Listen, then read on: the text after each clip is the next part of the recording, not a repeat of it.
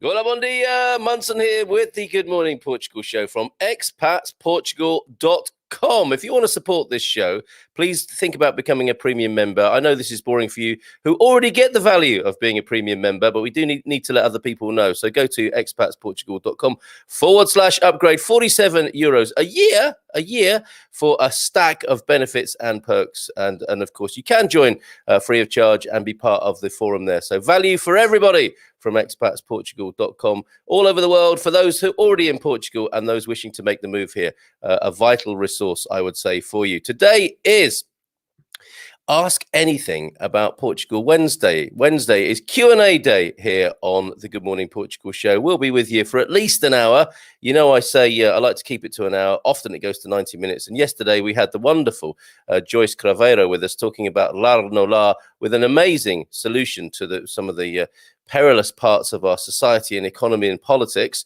And Ian missed it, but watched it again. He says, Bon dia a todos. Just caught up with yesterday's show, and it demonstrated the need to stay fit and healthy to make the best of our later years.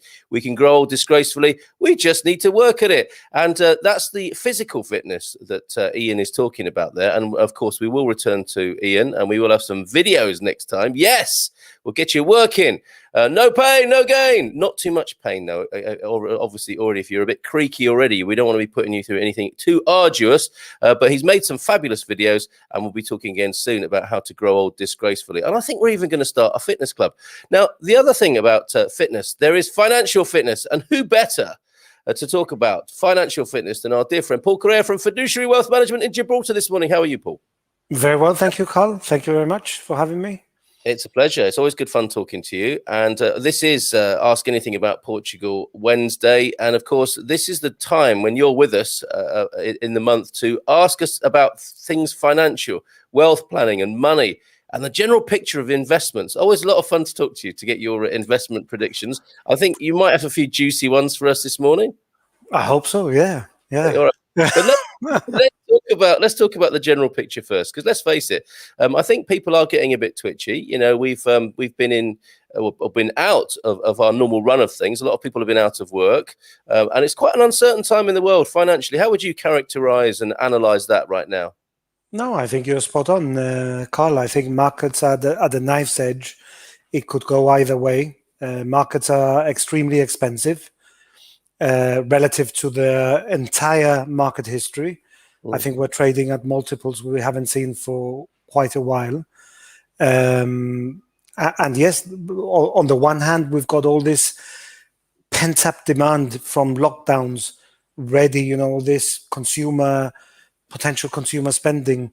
Yes. Once we unlock the economies, and that could create inflation and drive growth. But equally, on the other hand, we have this mountain of debt which needs to be repaid. And, you know, there'll be scarring within certain sectors of the economy.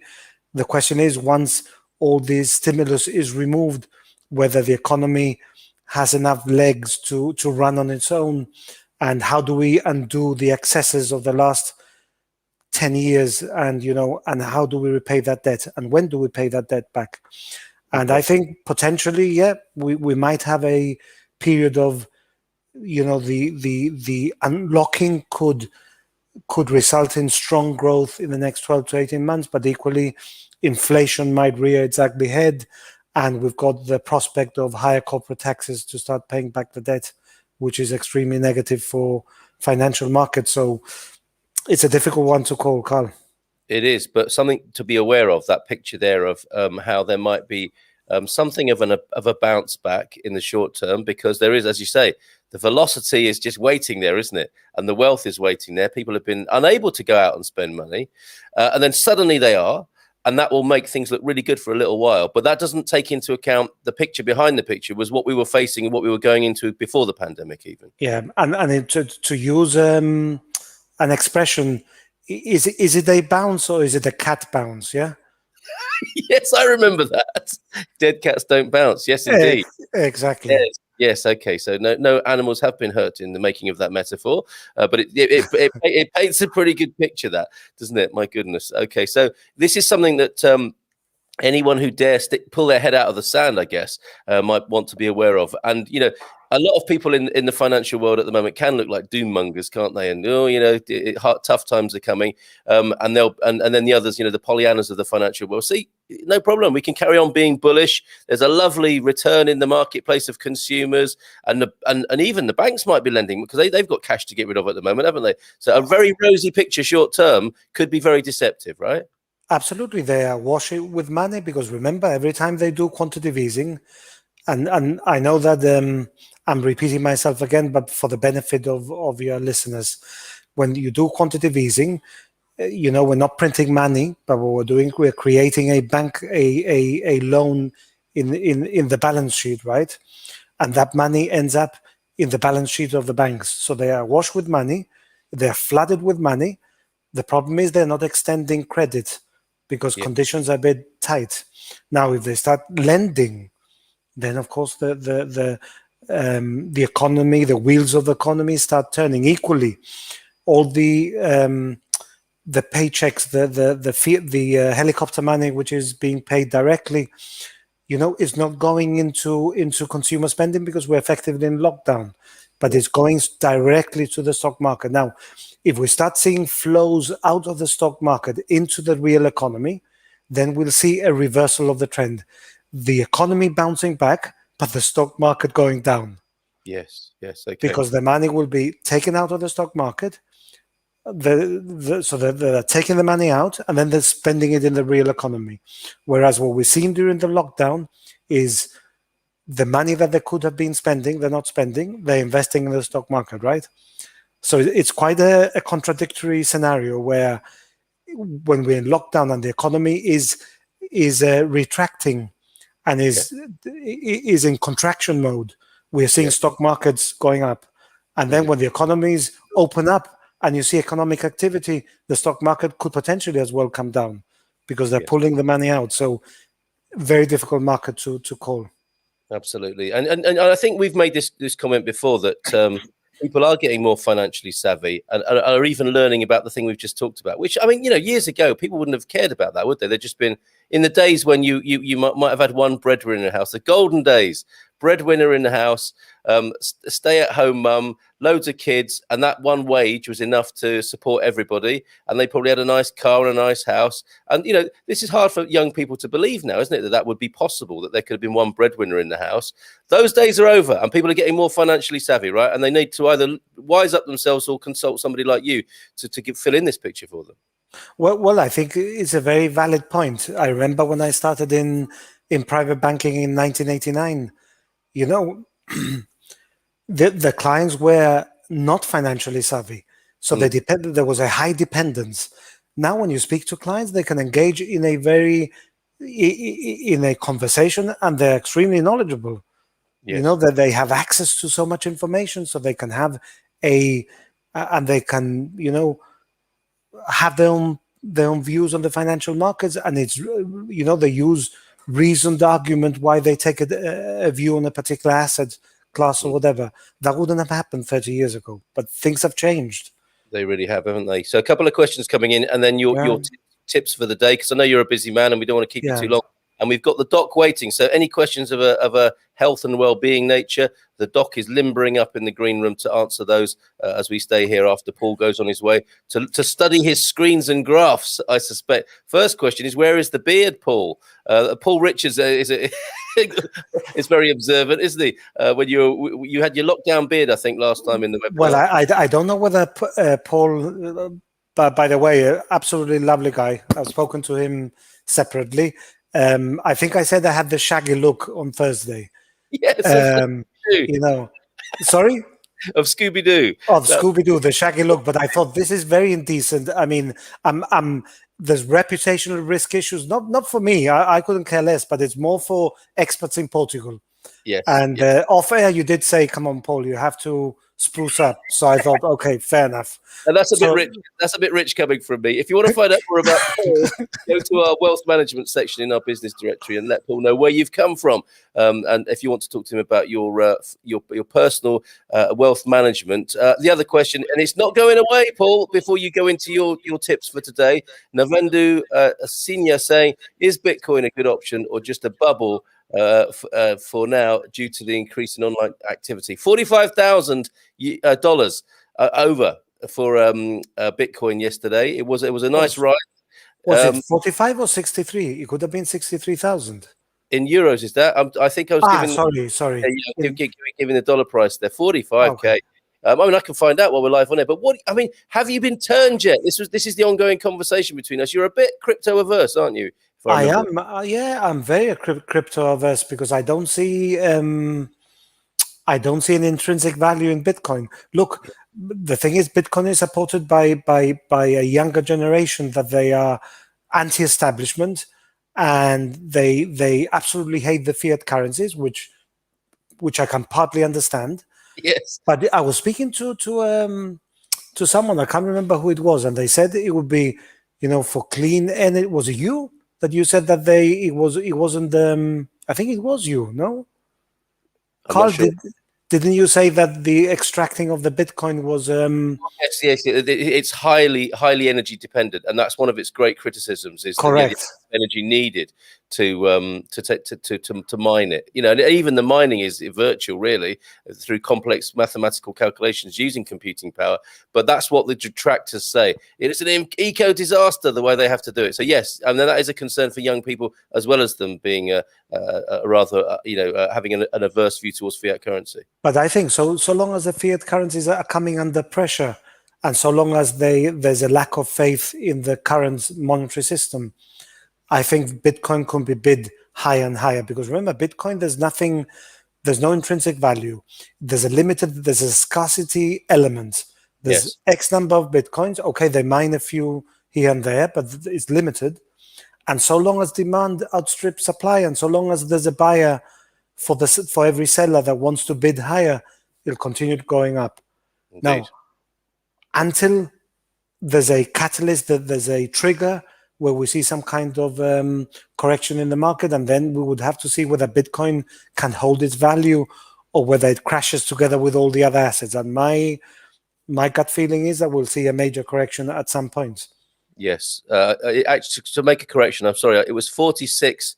Currently, I'm looking at my screen now on my Revolut app, 46,751 for a single Bitcoin in pound sterling rate, that is. Oh. So, yeah.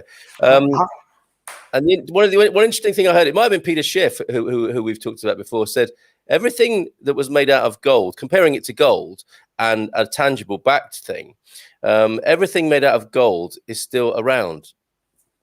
The gold is there. It's been knocked into different shapes, isn't it? A jewelry and this, that, and the other. But every bit of ground, every bit of gold, not oil, that's another subject altogether. Every bit of gold that's come out of the ground is still around.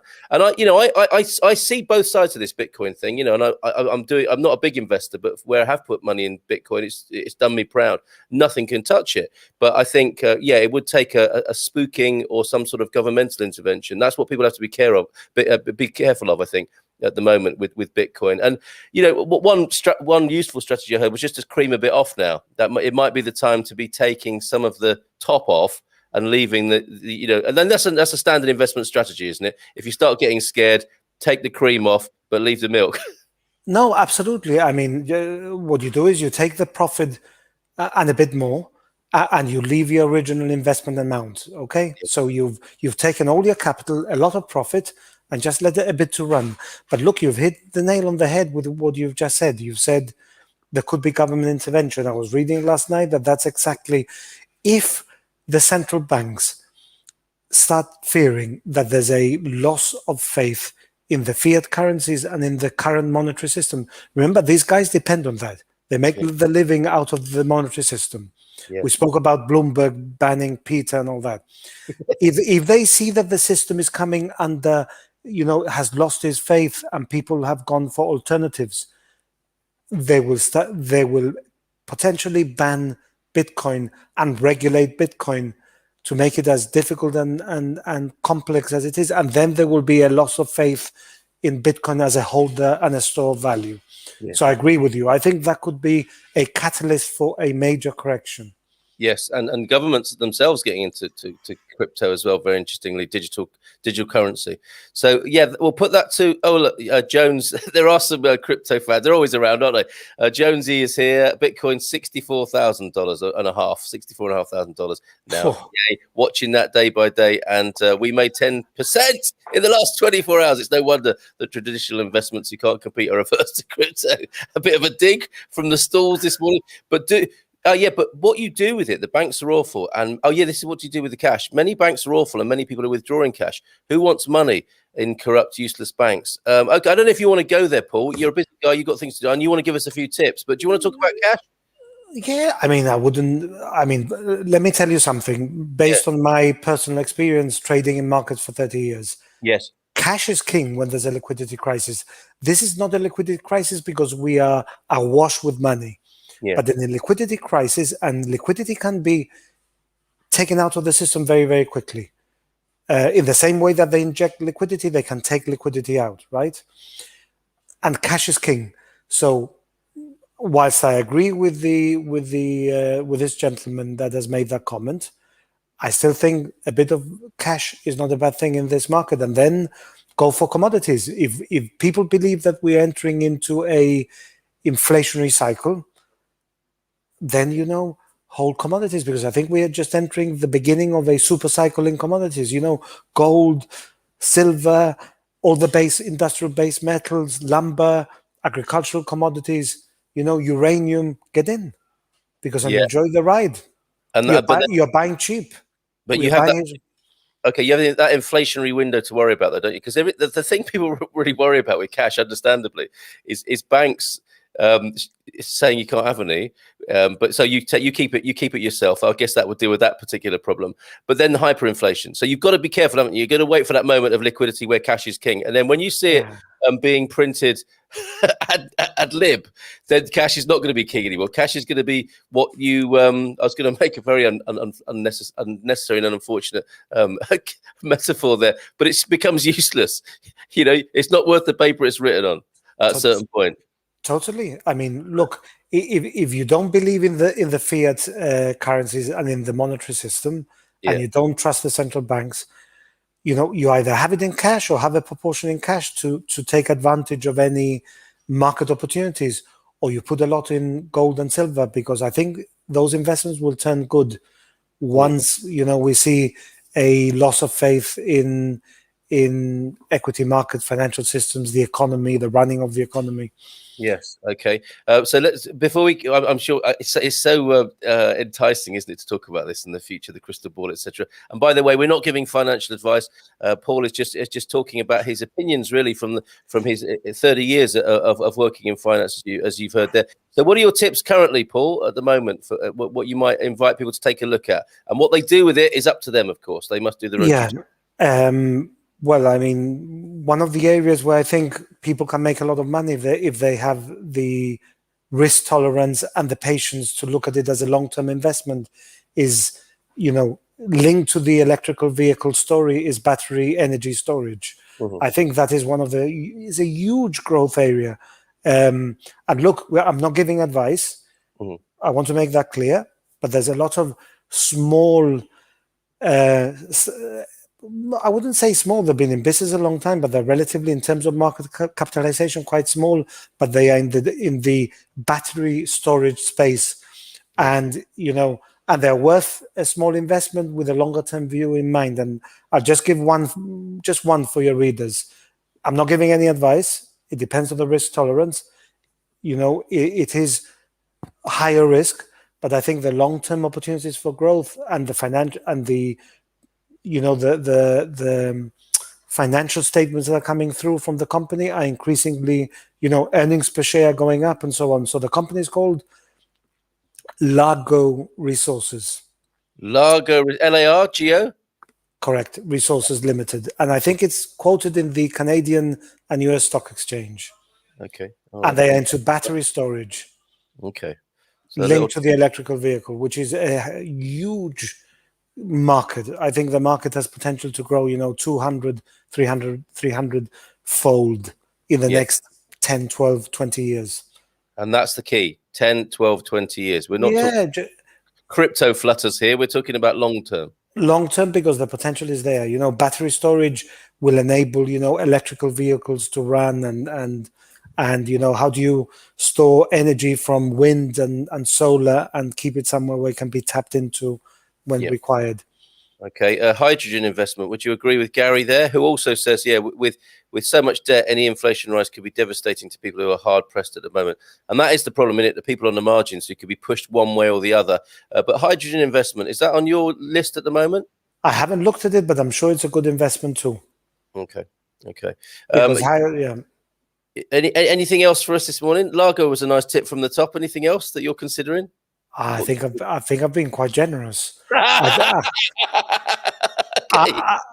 think what we should do is we should discuss Largo in more detail. Oh, go on, yeah, please do. Next time. I think we should go into the into the nitty gritty. But I'll tell you what the code is. I think the code could be. Oh, let me. If you just bear with me a second, I'll tell you what the. Yeah, absolutely. Well, so, while you're looking at that, I'll just read a few comments. Hydrogen investment is Gary's little tip for us this morning. Will mobile chip industry, is that a good investment? And hybrid cars, I guess it's in a similar sort of area, isn't it? The way that demand for chips, if that's what he's talking about, mobile chip industry, that's not like fish and chips. No, I think he's referring to maybe semiconductors, which is linked to 5G. I think it has huge potential if that's what he's referring to. There you go. But Largo, I'll just give you the symbol. Yes. The symbol is L for London, G for Giovanni, O for Orlando, R for Richard, F for France. Okay. LGORF. That's the symbol. Okay. All right. Yeah, Largo Resources Limited. What, so stocks have a little call sign like an aircraft, do they? They all have signs, yeah. So you can access them, a unique code that identifies the security. So if you go in, I think it's trading at $13 a share. Yeah. But the potential and they have a investors call in the next few weeks. And you tend to find that when they make these press releases, and explain the story moving forward, you can see a big surge in the price. You'll be watching out for that. Okay, so we'll see you back here in 10 years to get an update on that. Exactly. Just one more question, and before you go and do what you're doing today, property long-term always wins. Would you agree with that sentiment from one Paul to another there? It depends where you buy. They say with property, it's all about location, right? Indeed. And it's also the cycles as well. But look, if you're looking at generating an income stream, and you take a long-term view, you can buy some. Paul is right. Some buy-to-let properties, and that will give you an income stream in perpetuity, right? And they will increase in value. Yeah. Again, we go back to the same thing. You have to be patient. You have to see it as an asset where the money works for you rather than you have to work to earn money, right? Yes. And property can be a source of income for the long term. I saw a meme you reminded me of a meme, and if I can remember it correctly, poor people waste time making money, and rich people use the opposite way around. No. You use money to save time. Is that correct in your estimation? Absolutely. Look, what I would tell the audience today is read the book Rich Dad, Poor Dad by Robert Kiyosaki. Yeah. Because that explains it very succinctly, very clearly, and it's exactly what you're referring to. And this is what the book is all about. Yeah. He had his poor dad, who was an intellectual working for government, and he had his rich dad, which was actually the father of his friend Mike, who was an entrepreneur who had no qualifications, but was an amazing entrepreneur. And his rich dad was at getting a university degree and worked for an employer. And his rich dad said, work for yourself. So interesting concept. It's all about building your balance sheet and your asset base. Yeah. A fascinating point to end on there. So LGORF is one to keep an eye on, and we look forward to speaking to you again soon, Paul. Have a great day over there in Gibraltar. Thank you. Same, Carl. Thank you. All right. Thank you for having me. Ciao, ciao. See you. Bye. There goes Paul of Paul Correa of Fiduciary Wealth Management. I will flash up the link to his how you can get hold of him basically on the screen now. We have the Doc, who I think I've caught between car and home. Good morning to you, Doc. How are you today? Hola, bom dia. Well, that's an unusual office. Do you want to? Yeah. Shall I take a look at headlines and give you a chance to go inside, or do you want to stay in your? No. I'm quite away from home, so we're back with the school run because the schools have opened, and Leona's 14-year-old daughter is back at school, and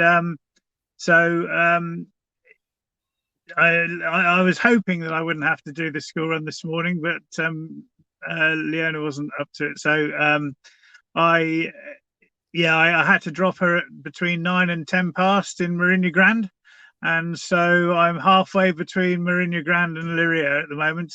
Very nice in the middle of a eucalyptus and pine forest. No noise except the birds. Oh, let's wind the window down then. Let's have a bit of that background noise. A normal and everyday life is absolutely fine. That's what we're all about. Here he goes. Isn't that lovely? Isn't that lovely? All right. So, Hola, comrade from Hank. We've got a lot of catching up to do on our comments here. Let's see if there's any health and well-being comments coming in. I'm sure there'll be a few more comments that are in response to what Paul's been sharing with us this morning. As your financial portfolio, Doc, you don't have to answer that. Okay. Well, my financial portfolio rests in the arms of the NHS pension scheme. Really, I mean, I've got a bit of money elsewhere and a couple of bits and pieces, and I remember owning Bitcoin when it was under £10 per coin. Unfortunately, I didn't continue to own it, to hold it. I found it very, very useful, and I'm a great fan of Bitcoin, not as an investment, but as an alternative to fiat currency, which I think everyone's losing faith in, actually. Yes, well said. Well said. That's such an interesting point. Other crypto fans, I think I'm aligned much more with crypto fans than any other kind of investment, not least out of wicked self-interest. But there is something about the ethic, isn't there? There's something about the promise for humanity of how it could be truly a currency system that could serve people without the middleman and the parasites and all the things that we really dislike about finance at the moment. So I if that's what you're saying, I completely agree with you on that. Yeah. There's a spirit of Bitcoin, which is based on the blockchain, which I think is something people should know about. Should teach it in schools. Bon dia from Joel this morning, our mate Joel from the Man Cave. Hope he's recovered from the last one. Hola, bon dia, alegria. I'm thinking we should do it earlier, but I'm going to talk to you fellas about that. We're getting on a bit, aren't we? And like staying up till 1 every Friday is not necessarily a good thing. Hola, bon dia, alegria from Paul and Louise. Prosecco Peggy's here. Bon dia, Prosecco Peggy is in the house. Absolutely. Greetings, Paul, who we've talked to already this morning, but in Harrogate, sunny in Yorkshire this morning. Pavor de Vajim is also reporting us in as sunny via Mark. Paul Williams. Paul, like buses, 3 Pauls come along when you're least expecting it. Bon dia, alegria from our new house in the village of in Peñascoso near Macau or Macau. I'm not sure. You'll have to give me some phonetic. But he's not gone to Macau. He's still in Portugal. Who is local to me, send a PM if you want. Wonderful night's sleep, no traffic, no cockerels, and luckily no dogs. Give it a few weeks, Paul. It's just part of the soundscape that you get used to in Portugal. But congratulations to you and Lita on moving into your new home. Lots of love and all the best to you in your new home there. Morning and bon dia from Costa da Caparica, another fine part of Portugal. Great fun there. Question. Sorting problems getting a post box. So hold on a minute. Is this for Yorkshire? It must be for Portugal. Is this for getting a post box sunk in the end of your track in Portugal? Have you ever bought a post box, Doc? We're into the questions now. No, I haven't. I mean, we have we're in an apartment block at the moment, so it's already set in the wall. But I've seen properties here with American-style postbox on poles at the end of the drive, so I don't think it should be too difficult. And the You said alternative, of course, is get a box in the seat in the nearest CTT. yes, there's the thing. Go into the post office to get it. And you say it shouldn't be too difficult. Now, you and I have been in Portugal long enough to know that when you say something like it shouldn't be too difficult, doesn't necessarily mean that it won't be. And I've got a new rule. I have a new rule to share with everybody. It's called the 2-trip rule. Okay. Now, what I've discovered is that after 3, getting on for 4 years of being here, this is the 2-trip rule. Tell me if this is true or not in your experience, Doc. If you're planning to do something, do not assume in the first instance, as Doc says, it shouldn't be too difficult, and plan for 2 trips. Okay, because the first trip is going to tell you what you need for the second trip, where you actually carry out the task in hand. Is that right, Doc?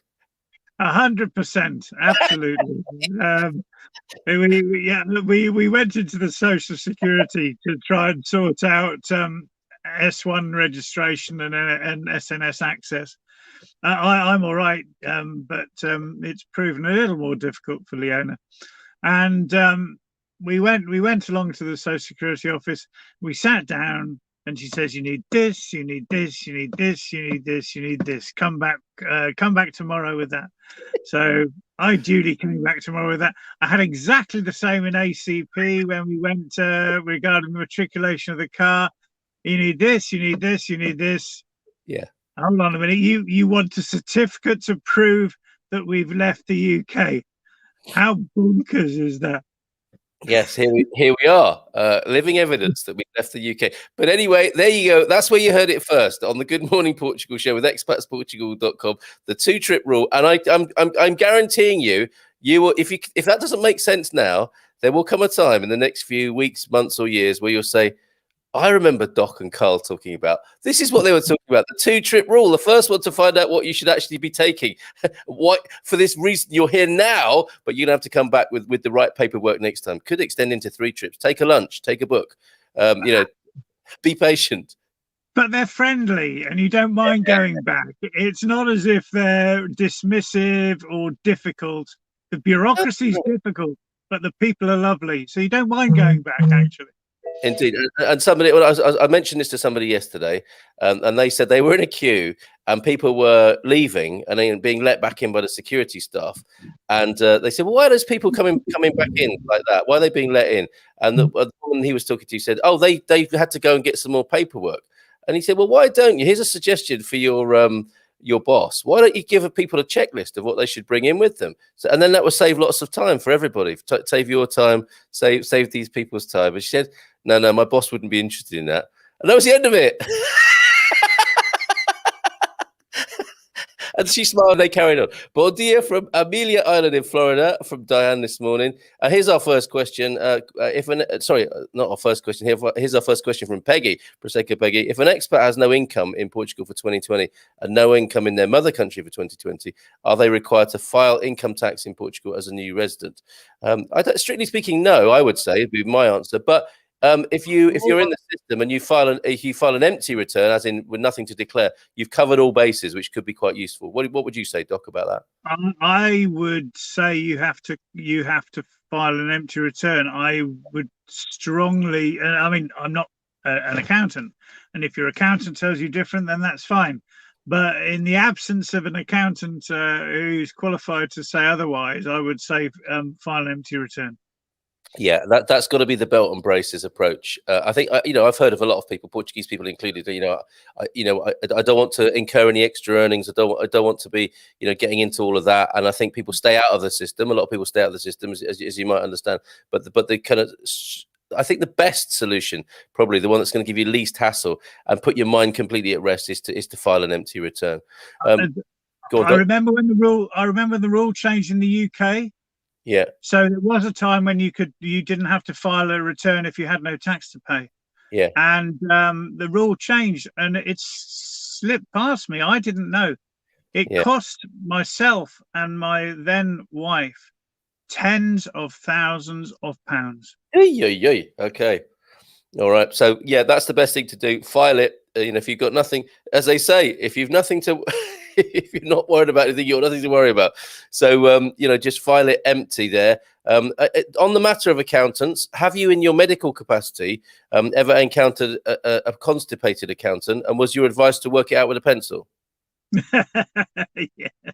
That is a joke, everybody. That is not what you should do. Absolutely. Absolutely.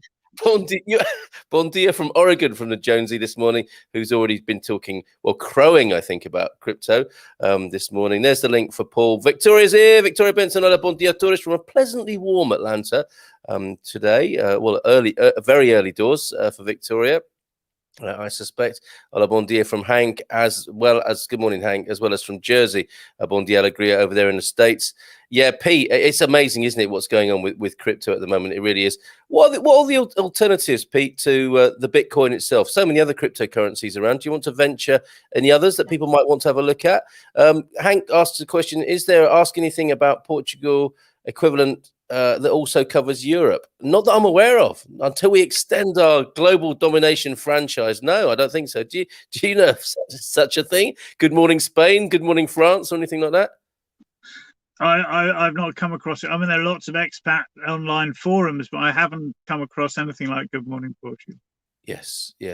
I'm not aware, and I don't want to get even more busy doing those. Bom dia, alegria, todos. Desculpas que tenho precisa comida. Very good, Gary.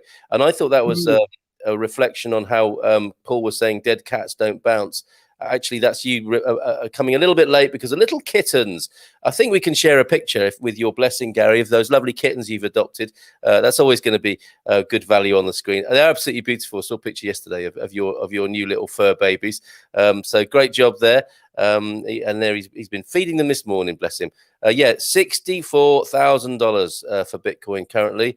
What do you do with it? The banks are awful. I think we've covered that. And Steve, I didn't manage to put that to Paul, but disagreeing, cash is not king. I think it's contextual, the comment that was being made there. And I think you've got a window between the liquidity window where it can be useful, I suspect. But then again, I'm no financial advisor. Don't take financial advice off me. With so much debt and inflation, yes, this is the knife edge as well that was mentioned before. Bon dia from E.T. McKay. What a great name. That sounds like a country singer, doesn't it?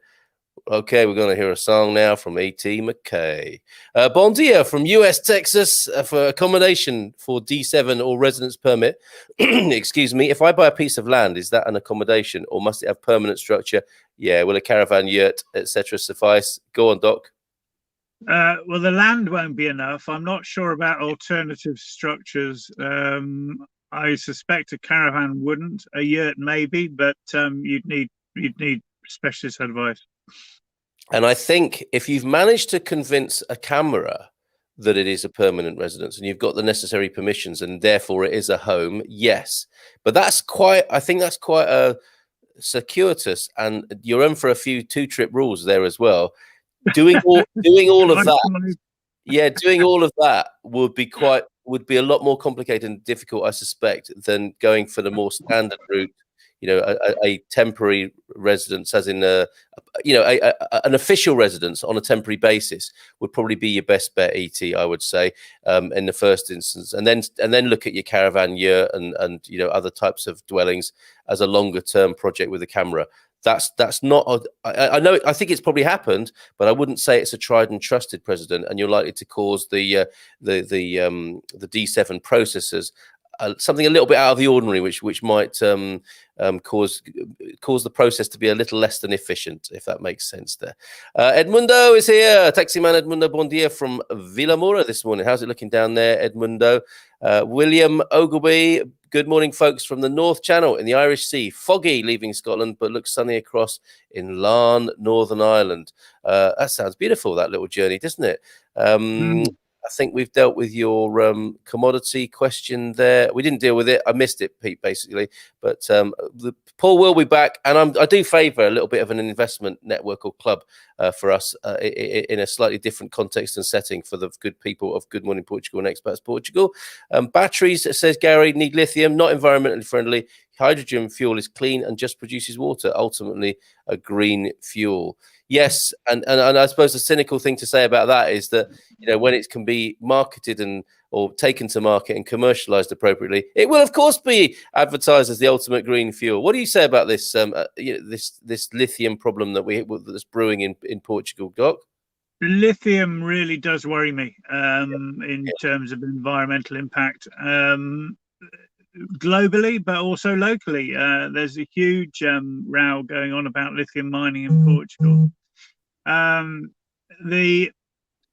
Years and years and years ago, I remember there was a story about a project to store energy in the extra energy in the hydroelectric schemes, which ultimately, you know, if you've got a reservoir that's half empty, if you pump the water in back up the hill to fill it back up again, then you've stored energy. So in a fairly green way, depending on how you're running your pumps. But you know, you haven't got that stores energy. I've also read about alternatives to lithium in terms of silicon. So a way of using silicon in batteries. Very interesting, the alternative battery technologies that are coming forward. Yeah, but hydrogen cells, I think, are good. And arguably, you could say, you know, if you're wealthy and you wanted to invest in something, that might be one of your markers, is investing in something that has a social benefit as well as a benefit to you. And there are so many companies. I mean, this is such an exciting time to be alive from that point of view. There are so many people trying to solve the problems humanity has already created. And they're a little bit off the mainstream, aren't they? But they want your money to do incredible things. It's worth a look. Absolutely. Well, I've only got one alternative investment. Well, not alternative, but very, very young investment. And it's in a company which does polymers that can be designed to biodegrade within a fixed lifespan. So you would produce, for example, plastic straws that would biodegrade after 6 months. You would produce maybe plastic consumables that would biodegrade after plastic appliances that would biodegrade after 5-10 years, and rapidly, without any harm to the environment. The base, the feedstock is Got a freeze there from Gary Austin. Maybe it's the fossil fuel industry has blocked his. I'm only joking, everybody, but you locked up eco-friendly as well as the. We Sorry got, about that. Just had to double. We got the gist of that. No problem at all. Yeah, and what a lovely investment. And if you PM the doc, he might even let you in on it and to help that company. But then again, he might not. Pedro Pinto, hi, hello. Quick question from a UK Portuguese resident with the NIF number. Do I need a fiscal representative in Portugal? If you are earning money here, again, it goes back to that filing a tax return. If you're earning money here, I would say almost definitely, certainly, you need a fiscal representative in Portugal, or certainly one in your wherever you're based, who can represent you in Portugal. This was covered in an article in one of the, I can't remember if it was an English language Portuguese journal or whether it was a Portuguese one that was translated by Google. Anyway, the article was very clear. If you've got stuff going on in Portugal in terms of income, then you do need a fiscal representative. This was talking specifically at the time about Portuguese expats overseas who are renting their property out here. They need a fiscal representative, and the same's true for anyone else. Strictly speaking, there's your answer, Pedro Pinto. Anything related to electric vehicles, says Ian, will be a reasonable bet, but not hybrids. Hydrogen may make it to vehicles, but it's behind electric right now. And of course, it's not. Again, it's about following the money, isn't it? I think development follows investment, so it's all a matter of putting money in the right place so that these things we love and want to see can happen. Hank, I agree with Paul Richards. I like Fundrise for small investments. Not aware of that. Is that a little thing that you can have a little punt with? Tell us more about that, Paul and Hank. Born the Allegria Colin Dog. Good morning to you, Penny, and from Anna Rita in Cascais this morning as well. Good morning to you. So we're taking vitamin D here in the UK. This is a proper doc question now. The sun is now shining. So when is a good time to stop taking the pill? I think that's referring to the vitamin D, isn't it? Yeah. So if you're fair skinned, then you can probably get away with stopping vitamin D sort of May, June, July, August. I would suggest that all the other months probably you still need to take it anyway. If you're not fair skinned, you should carry on taking it year round in the northern the extreme northern and southern latitudes. And by extreme, I mean anything north of Brittany, I think. It's all relative, isn't it? Okay, that's terrific. So there you go. The doc is here answering questions from his immense professional experience. Retired doctor, now resident in Portugal, but speaks from his experience in the UK as a community. I like to think of you, not that I knew you in those days, but like a pillar of the community in Birmingham as a GP there. I'm sure you had a lot of fun and were well loved and well known on those Birmingham communities there where you work, Doc. Is that a fair assessment? Well, I don't want to blow my own trumpet, but fair to say, I don't think I ever really had to buy a drink in the within my practice area. What a shame that doctors don't like drinking. Be careful, Doc. Be careful, Doc. Hanging around laybys in forests. Yes, cool. Oh, this will be hilarious, though. If you do get some people asking. If you do get a knock on the window, this is going to be a very interesting show this morning. On my travels, I've seen a few people doing similar things for very different reasons.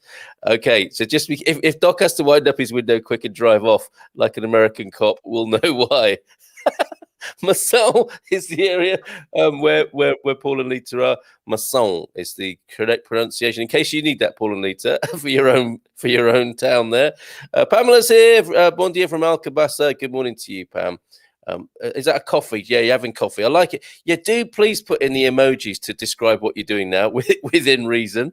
Postbox, here we go. Postbox solution, Leroy Merlin. Yeah. And of course they would. They'll have the ones that you can stake into the ground or hang onto a wall. Wondering if that also means registration. I dare say if you move your postbox or add a new one, you should tell the CTT. That would be my guess in Portugal. Nuno Mendes, very good morning all. Nice sunny emoji there. Thanks for the help the other day, Andy. That sounds like a bit of a nudge, wink there. Mark Rigby, it was bonkers. The certificate to prove you have left the UK costs around €109. You can, yeah. So I was trying to get it from the embassy, and I need to phone them because on the embassy website it says you can make an appointment to get it, and they tell you what the charge is. But there are no available appointments at all. They have a whole matrix of appointment times, and they're all not available. I suspect due to COVID. And then we were told you have to ask HMRC for proof. Well, I suspect HMRC would provide it free of charge, and we haven't asked them yet. Mainly because Leona hasn't bothered to tell them that she's left because she doesn't need to. She's got nothing to. She's below the tax threshold in the UK, so it makes no odds. But yeah, it's a crazy idea that you're here, you can prove ongoing expenses, you could produce your bank statements, you can show your lease, your CARA registration, all the rest of it. But no, they want a certificate to prove you've left the UK. It's amazing, isn't it? So it's because it's an official thing. What that says that you have left the UK. I mean, in a way, your last travel ticket would say you'd left the UK, wouldn't it? And the fact that you're stood here in Portugal kind of corroborates that. But yeah. What's the official purpose of that document? To say you have chosen to live in Portugal over the UK? And this is about a vehicle registration. Right. It's not. It's bonkers. Cars. Actually, newsflash: people drive their cars across national borders. No, not at the moment, but yes, of course. Yeah. Well, okay. So there you go, Mark. €109 if you can get one. So they're like rocking horse poo at the moment. Those certificates to prove you've left the UK, and they're not cheap either. But maybe there's an opening for an entrepreneur. Another question coming in, a very important one for alpha males everywhere. Any advice on where to get a gas barbecue, as we have only found traditional ovens and need something easy to cook on? Leroy Merlin. There we go. Or Agri-Lodger.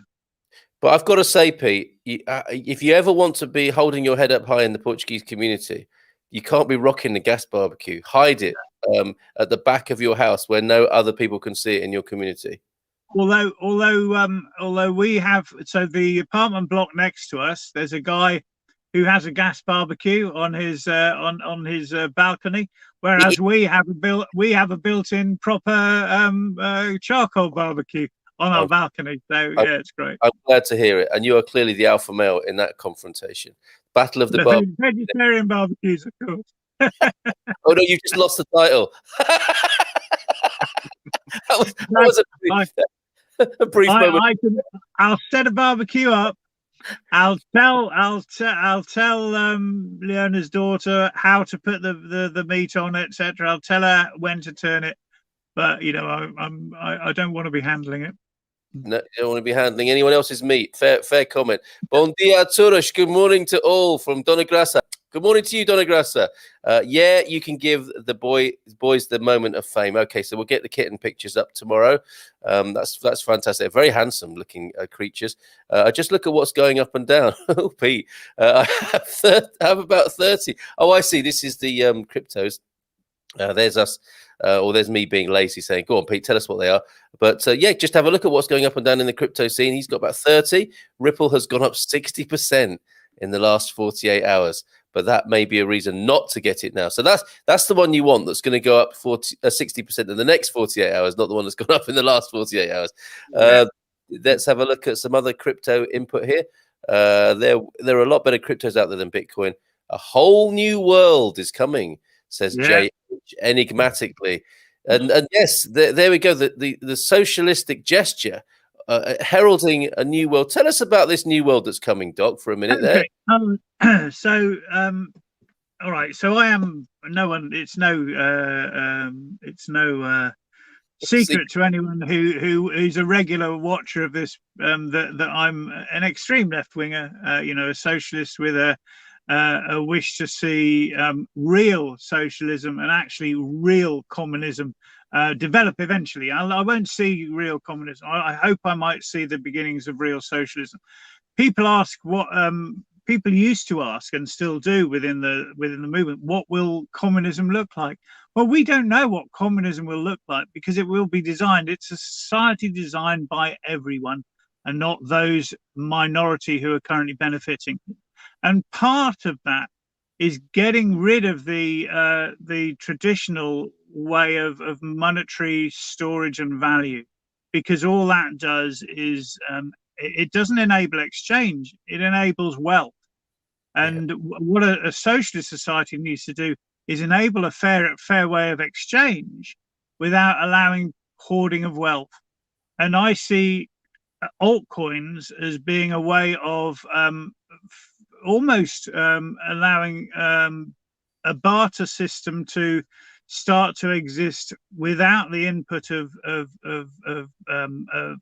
governments, and to allowing bartering at a distance without the involvement of central government. And that's why I like altcoin. And what an interesting environment you would find yourself in then, because the most brutal of bullish investors are in the crypto space saying, yeah, we love this. We love how it creates wealth. And they're all rubbing shoulders with people with a similar vision to you, which I entirely support, because it does seem that the traditional wealth systems or the monetary systems are like a big magnet, sucking all the little iron filings. Trickle down really is not, hasn't really worked, has it, anywhere?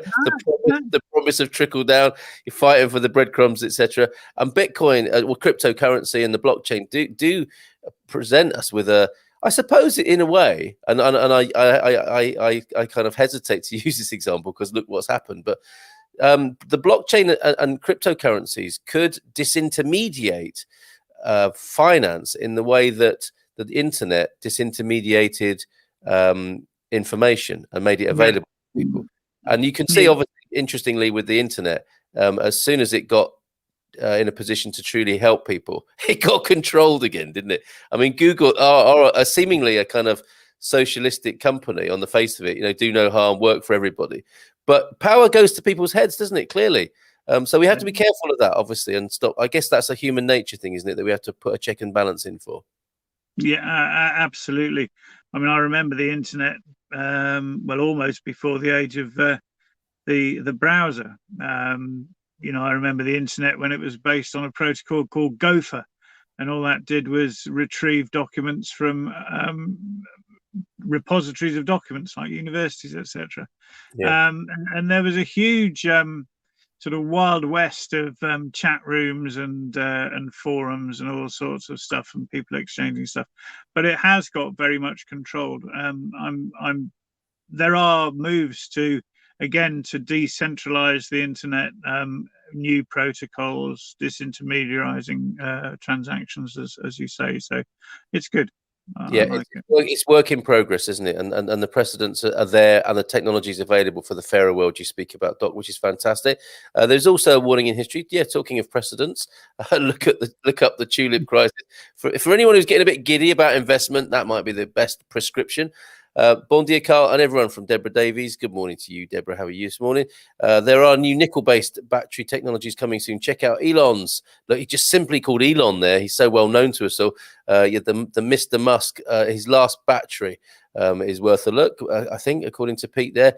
Coinbase have their IPO today. Don't miss out. That's interesting. What time would that be, JH? Let us know.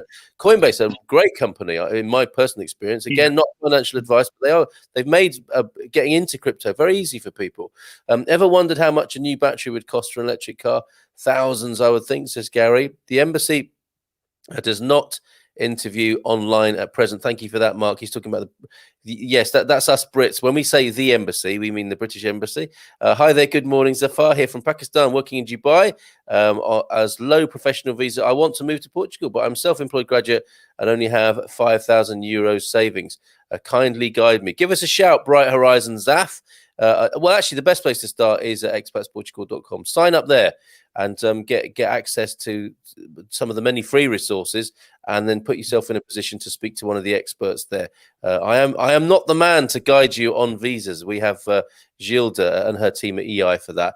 Left the UK equals no longer UK resident. Yeah, you would think so, wouldn't you? Here we go. I didn't know I needed another document. I now need another filing cabinet.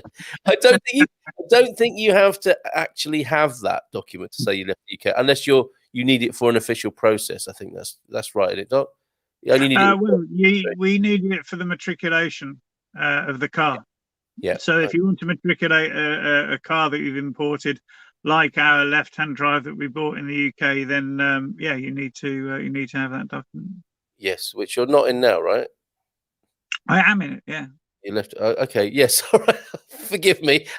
I wish I was in Portugal. Andrea. Yeah. All right. Thanks for that. That's some of the best medical advice and some of the most unquestionable medical advice given out so far today. I wish I was in Portugal, says Andrea. Yeah, we feel your pain there, Andrea. Intermarché, says Leona, the aforementioned Leona. Is that for the gas barbecue? Are they selling those at the moment? Or that could be for post boxes. I suspect it might, unless it's a stock tip. Intermarché stock is rising fast. Invest in Intermarché. No, I think Intermarché have had gas barbecues. Certainly our large one in Leiria. Yeah. Okay. Steve Taylor, having my first interview with the EI this afternoon for residency from Bingley, West Yorkshire. Lots of love to West Yorkshire. Love it there. Keeping my fingers crossed. Yeah, we all are for you, Steve. Good luck with that. Crypto, I'm sure you'll be fine. Lovely team there. Cryptocurrencies are so bad for the environment, says Deborah. Again, innovation is the way forward. You're shaking your head there, Doc? Well, there's all sorts of things that are bad for the environment. Mining gold is bad for the environment. The investment practices of banks is bad for the environment. So just to say that cryptocurrencies are bad for the environment, yes, in terms of the the energy used to mine Bitcoin and some of the other altcoins. Yes, it is. But actually, it's possible to link the issuing of an altcoin with a socially useful computational task. So altcoins per se are not bad for the environment. They can be, but they can also be socially productive and environmentally low impact. Yeah, and I mean, because you could say the same thing for money generally, couldn't you? I'm not getting into money. It's done so many bad things. A bit like, you know, how people say, you know, I'm not going anywhere near religion because it's done bad things in the world. Okay, that's true, but you might be kind of, you know, limiting or denying yourself a little bit to some of the other upsides that might be available through these things. Power to the people. Yes. There is quite an uprising going on here, if nowhere else at the moment. But like, I would like to think of ourselves as the I don't know, way showers is a little bit too arrogant, isn't it? But part of a movement, part of the people movement around the world. I think so. I get that feeling from the people in this community. And interestingly, they may not share the same political views, but they share the same hope for humanity, which I really love. Maxine, morning. It is possible for me to leave my property in Portugal.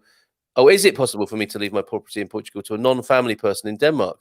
The will would be written in Denmark. I think wills, anything to do with property in Portugal, it has to be done in Portugal. I don't think those sorts of documents cross the border and stand up. It's got to be a document made in Portugal. Would you agree, Doc? Yeah, all the advice I've ever received, and I have received a moderate amount, is that you have a will in the country where the asset is based for each particular country where you have assets. Yeah, and you know, obviously, your family member could contest that. There's probably a probate sort of system in Portugal as well. But could you imagine getting involved? Spare your family member the process of probate in Portugal in Portuguese, and how many years that might take. So I would get a proper will done in Portugal for that purpose, with the same, presumably with the same legal team. If it was a good experience working with them, I'm sure the people who did your conveyancing will be able to help you with that as well, or recommend somebody. Maxine, Hank saying to Steve, Gilda is great. You will have fun with the process. This is what I hear. I've not been through that myself with Gilda. I didn't need to. Fortunately, took advantage of the a Brit moving to Portugal pre-Brexit, but this is the great feedback we do hear about Gilda. Her and her team are lovely people. Tell us about how you are without a number. Tell us how old you are without a number. Oh, okay, yes, that is a bit of a giveaway, isn't it? I know what dial-up modems sound like. You do, Doc, don't you? For sure. Oh, certainly. I remember the sound of dial-up modems. I remember my first modem was 2,400 bits per second. Yes. Which was ridiculous. Wow. I also remember bubble cars. I remember Saturday morning cinema for the kids. I remember the arrival of decimalization, and the first song I danced to as a toddler was "Help" by the Beatles. Well, there you go. You can age in with that set of criteria. And now we, in our age that we're at now, we know why parents used to send their kids down a Saturday morning picture club, don't we? For their little bit of intimacy and lying, possibly on a Saturday morning. We thought they were going shopping. The certificate is just another way of, and all sorts of other ruses that my father had. The certificate is just another way of making you pay the tax without matriculation. Pete's been here long enough to become a little bit cynical about such matters. Question is, okay, I completely messed that up. AAA is the American Automobile Association, not ask anything about. And yes, it's the ACP that the doc has mentioned there. That's the equivalent over here, the ACP. And you can get a perk. They towed me out of a problem on New Year's Eve. Well, literally. Yeah. Yeah. Okay, brilliant. So, singing the praises there of the ACP, and you can join the ACP through us in our business directory. And they're also, you'll see them in most shopping malls. They have a little concession in most of the shopping malls as and when they are open. Here's a lovely tip, a handy tip, almost worthy of Viz magazine. For those who have an expanding document collection by virtue of being here in Portugal, we all need to have one of those tartan shopping trolleys that your nan used to have to carry your documents around. I mean, that cuts quite a dash when you enter into your local camera with everything you might need, including all the DNA swabs, pictures of your great grandparents, and that sort of thing. Yeah. Take it all with you. Take it all with you. Okay. Excellent tip, Gary. And also, yes, send pictures. It's funny how big business has tried to offload climate blame onto little guys. Well said, Hank. There's a pattern emerging there. There's non-mined crypto tokens that reach ledger consensus that are eco-friendly. Thank you, D, for that. And isn't it interesting? All I have to say is cryptocurrency, and all the crypto folks with their little acronym names. You never see, you very rarely see, John Smith, crypto guy. It's like D or JH or, crypto fan or something like that. I love the vibe. These are the punks of finance, aren't they? Just wanting to speak out, but not wanting to give too much away about their personal circumstances. Love you guys. And we really should have a crypto club. At expatsportugal.com. I think we will. I would like to talk to Andy about the Modelo 1460.1. There are hundreds. What's this? What's going on here? There are hundreds of Andy Thompsons on FB. What is that a modem from back in the day? I've no idea. And my Thomson is spelled with a P. Please do not take the P. Hey! Okay. Facebook friends, I would recommend, and I'm not sort of just sharing you out willy nilly, but if you are on Facebook, Doc, and people have the opportunity to make friends, and whether you choose. Sorry, I was going to say, my Facebook profile is obviously there on the GMP Food and Wine Club, because I'm constant. Well, I'm not constantly, but every week there's an event, the wine tasting event, which I post, and you can find my Facebook profile on that. And hey, which I still haven't managed to find yet, but I'm hoping I will today. Oh, there's Portuguese Cabernet Sauvignon there that I thought would be great for all my friends in the wine club to try, and none of them can find it. Okay, so good luck this week with that. Boa sorte on that. Here's another thing to age people. I remember the landing on the moon, stop it, Gary, because that's another generation. The ones who say, or did they? That's another generation, which the older generation don't like. And want sort of Buzz Aldrin to punch you in the face if you ask awkward questions like that. Hank Stanica, my guess is that a Portuguese insurance company has coverage in the rest of the EU, and some EU countries are included too. That depends on the insurance company papers you get. That's Joel. Thank you. The Portuguese that is Joel in our community, helping Hank out there. Morning, Carl. Jerry's here, everybody. Morning, Carl and Andy. Great show this morning. I hope everybody watching has hit that subscribe button. Thanks, Jerry. You read the memo from Astrid as well then. So hit the subscribe button, folks.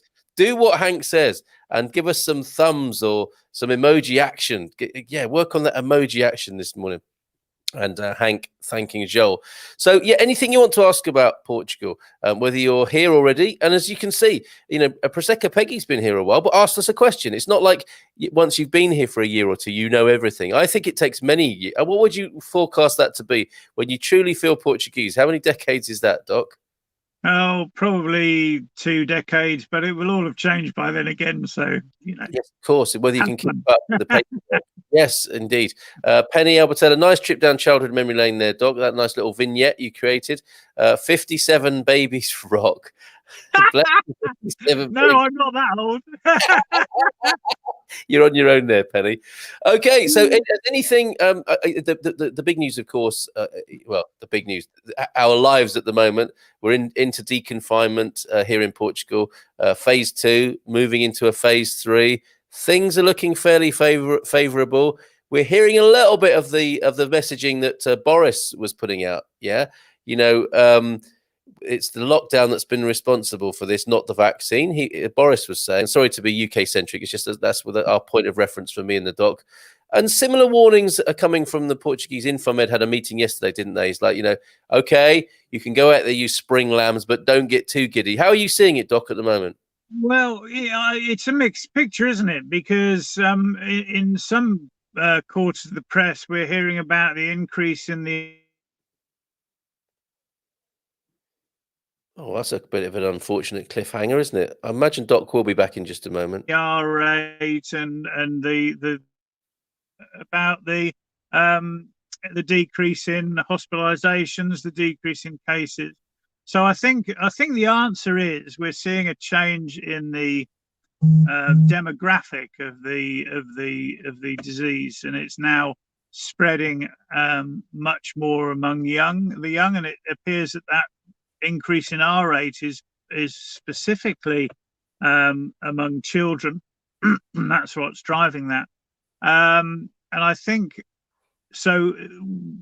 A teacher at the school that Leona's daughter goes to was talking about the possibility of, they only went back on Monday, and they're talking about the possibility of them having to go back into online schooling.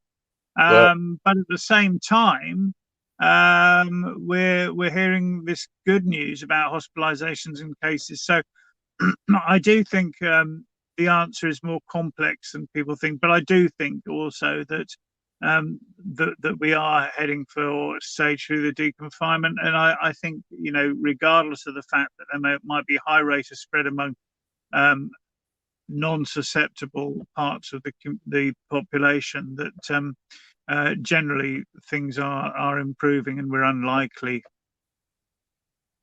touch wood, to see a further lockdown of the nature that we've had. Maybe some local ones. There are some communities, which are particularly still affected, but I don't think a national lockdown on the scale that we've had so far. Yes, and in your city of Leiria, what's the atmosphere like? People are venturing back out, and is it feeling more like the Portugal you came here for? Yes, although the weather has probably hampered outside activities for the last few days more than the lockdown or the confinement. But yes, we've got the tables outside the cafes now. More shops are reopening. So yeah, we're definitely improving. And it's interesting. Sorry, go on. I wanted to talk briefly about the vaccine, and I'm wondering if Paul has shorted Johnson & Johnson and AstraZeneca shares, or invested in Pfizer as the only major producer that isn't currently hit by the blood clotting story, because surely the demand is going to switch to Pfizer. So I am concerned. It seems that the people who are sounding warnings about the vaccine rollout being an uncontrolled clinical trial are probably right in that respect. Yes. Wow. Okay. Very interesting. And ivermectin seems. I know Gary's asking this question. When will we get some news about the vaccine rollout? Ivermectin. Some have been saying on the margins, this is what we should be looking at. This is what we should be looking at, and some even claim it's been marginalised. But I am hearing it in the mainstream now. What's your view on that? So yeah, again, I think it's confused. There are those who are starting to support it and those who are still naysaying it. I suspect we'll see a move, but it'll be a move that comes too late for hundreds of thousands of people who've died, because the focus of governments is far too directed by big business interests. Well, okay, sobering. And by complete contrast, as we look at our comments here, can I vote for Carl for King of England? Well, Ian answers that. I'm not sure we can vote for royalty at the moment, Hank. And it's an awkward time, obviously, for the royal family. R.I.P. the Duke of Edinburgh. Yes, so it's unlikely to answer Hank's question there. The emojis are coming in. Coffee. And there's Anna Rita Vieira's day expressed, I think, there. Waking up with a smile on her face, working on the computer, having a coffee and having a walk in the rain, I think. Very good. Yes, so we've done your question there, Gary. And yes, it's not the way royalty works, really, a voting system. It would be such a different picture, wouldn't it? I think if and I know this sounds entirely contradictory, but if monarchy were a democracy, I think Prince Harry would be voted in fairly sharpish, notwithstanding his the people's views about his missus. But you would, and his doubtful parentage. Oh, he won't let it lie, would he, Doc? Okay, morning all. This could be, is this possibly a vaccine side effect? Morning all, late to the party, just back from my walk and stumbled upon a field full of ostriches. That's possible.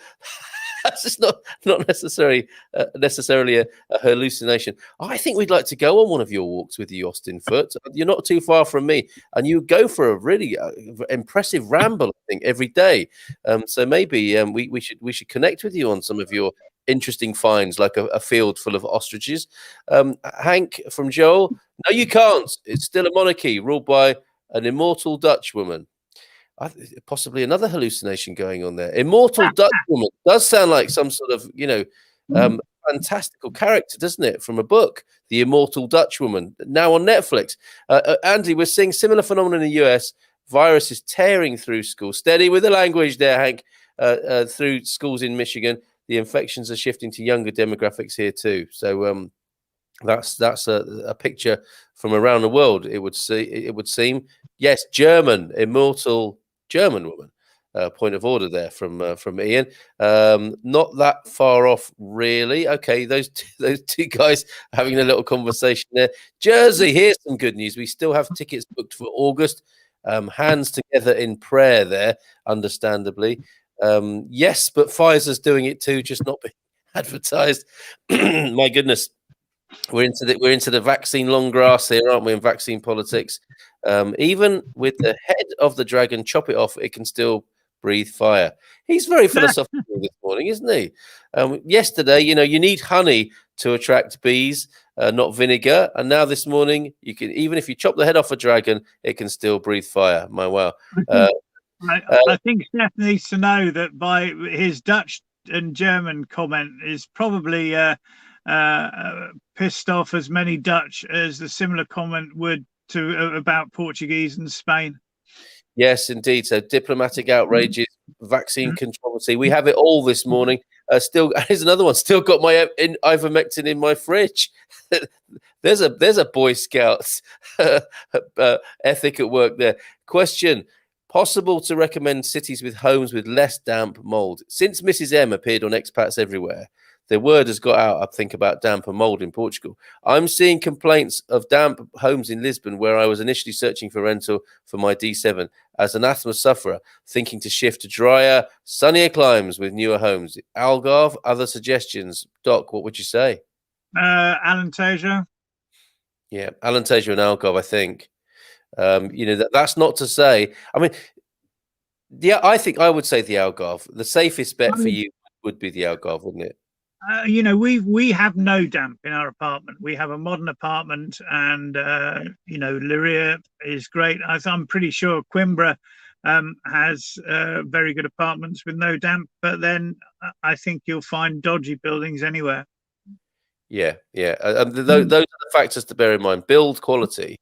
And then, that could, as we've mentioned, Germans and Dutch here, the North American building ethic could probably serve you anywhere in Portugal, but that's not how houses are made here, with ultra insulation, with double or triple glazing, and with the differences in temperature. You do encounter these damp and mold problems. So technically, you could live anywhere in Portugal with the right sort of home. But if you want to take a lot of the faff out of that side of things, I would focus your search in the Algarve there, really, and be looking at places without a massive temperature differential. Apparently, I heard this week that temperatures in Portugal have dropped considerably, 5 to 10 degrees, on what they have been here historically. So that with that temperature differential, taking it down to 0 or minus some 1 or 2, and up to possibly 40 in the summer, you are dealing with the conditions for condensation, aren't you? And those sort of difficulties. So I would say, as a very quick answer, it's going to be the Algarve for you. We have to go with this question for you, Doc. I had my vaccine yesterday, Pfizer. Now my arm hurts a little. Will I survive? Oh, God, 911. We started to know if you're joking, Maxine. If you're not, say more. I think the doc was. Well, that's normal with vaccines. Yes, indeed. Okay, a little bit of a setback, a step back before your steps forward with that. Back to ivermectin. The FDA have apparently ordered trials on ivermectin. Says Gary. keeping a close eye on that. Hey, you vote for the Queen of Naboo, though. I do no such thing, and I don't really know what you're talking about. However, I've never voted for the Queen of Naboo. who do you know what he's talking about?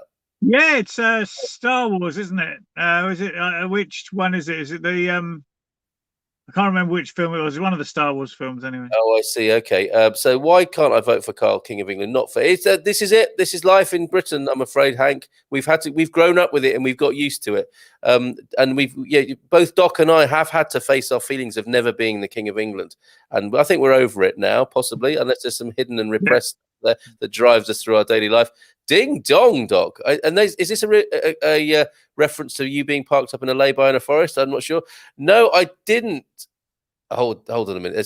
That's stimulated Joel, I think, Hank's comment there. Morning all from Fiona. Hey, Fiona, nice of you to show up. How are you doing this morning? For Victoria, pick South Alentejo. Okay, South Alentejo and the Algarve. Donna is here as well. Just booked a trip for October. Planes are filling up and reservations are difficult. It seems so many people are traveling. It is a tricky one, Donna. That is what's going to happen, I'm afraid. Maxine, you will, but don't overreact. If there's a weird lump growing out of the area where you're, stop it, Joel. He's in a very flippant mood this morning.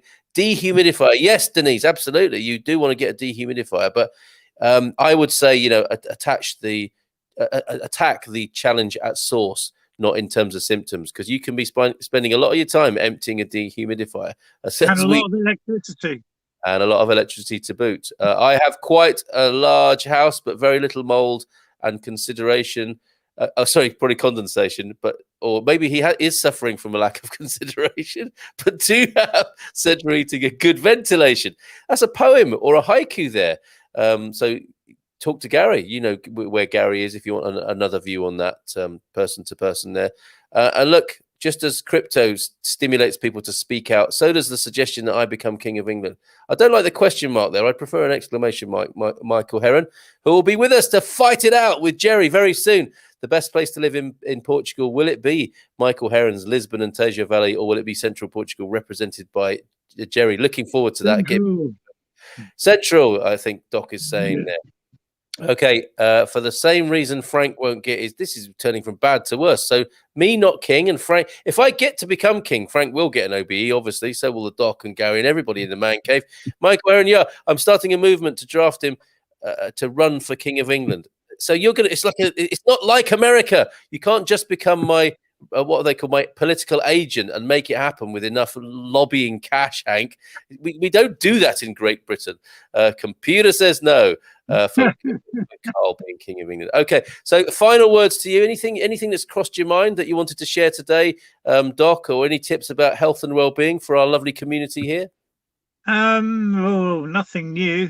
I think the important thing is, with the deconfinement is, continue to take it slowly. Don't go hugging everyone. Still wear masks in shops. I still be cautious. I think I hate to agree with Johnson, and this is the second time this year. But I think the effect on the virus has been more to do with the lockdown than the vaccination. Okay. Wow.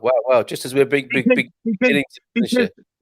Because the effect of the vaccine, there's quite a large time lag, and we saw these moves in terms of reduction in numbers much sooner than we'd expect from the vaccine.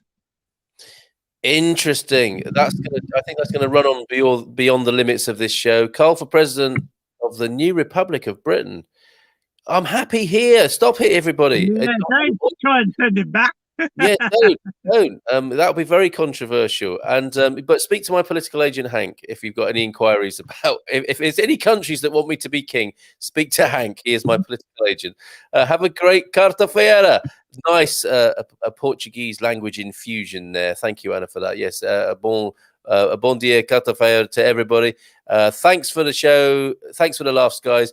Always a great way to finish the day, of course, for Hank there, staying up late. I drink thyme tea, just a few sprigs from a pot plant, and add boiling water, vitamins A, C, and B vitamins, along with zinc, potassium, magnesium, plus D3. This is a half-hour procedure, isn't it? I hear nothing about building a healthy immune system. Why is that, Doc? Come on, let's go back to this for just one moment. Okay, so building a healthy immune system is really important. What I want to know from Denise is how she gets time to survive. We all our time just keeps dying. Well, that's another bit of poetry. How do you get time to survive? And we're talking about the herb, not the man-made concept of time. Yeah. Yes. Okay. That's going to have to be carried forward. Speaking of damp properties, some places are just going to be damp, whatever you do to the aspect. If it's built on a north-facing mountain, it simply won't get enough sun. Good input there, Corey. Thank you very much, Hank. Agreed. Gary, sounds time for not another. We're already working on a revolution. We don't be starting another one. Pfizer says second vaccine in 1 month protection. Plus 1 month. There's some really random comments this way. Not yours there, Maxine, but some of the responses. Question: lots of pollen here in Atlanta now. What's the pollen situation like in Portugal in springtime? We have it, don't we? There is a sort of rapeseed crops I see across Portugal. That's one of the big problems. I mean, Leona's suffering badly with hay fever at the moment, and I've had none. And I always used to have hay fever appallingly. So it's very personal, I think, and it depends on which pollens you're particularly allergic to. Yeah, and take the honey. Eat the local honey. Yeah. I think that's a nice a little old wives' tale, possibly, but definitely. Okay, all right, fantastic. That's great. Get into the Portuguese honey, and thereby, helping that particular business, and it's delicious as well. Absolutely wonderful. The availability of local honey in Portugal is brilliant, and yeah, may well help with your situation there with hay fever. This final thought, then, Carl for president of the EU.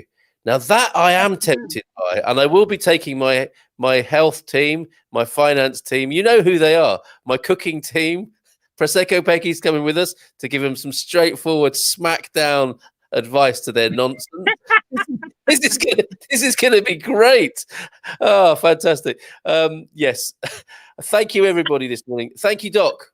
Oh, yes, and we do very quickly. Yes, there are pollen count websites. Absolutely, the meteorology is on a par with anywhere in the world here in Portugal. So don't worry about that. Doc, thank you so much. Not at all. Safe journey. Be careful who knocks on your window in the lay-by in the forest. And we look forward to seeing you soon, probably in the wine club tomorrow night. Good luck with getting the wine. Okay, take care, everybody. Bye for now. We go in style with this.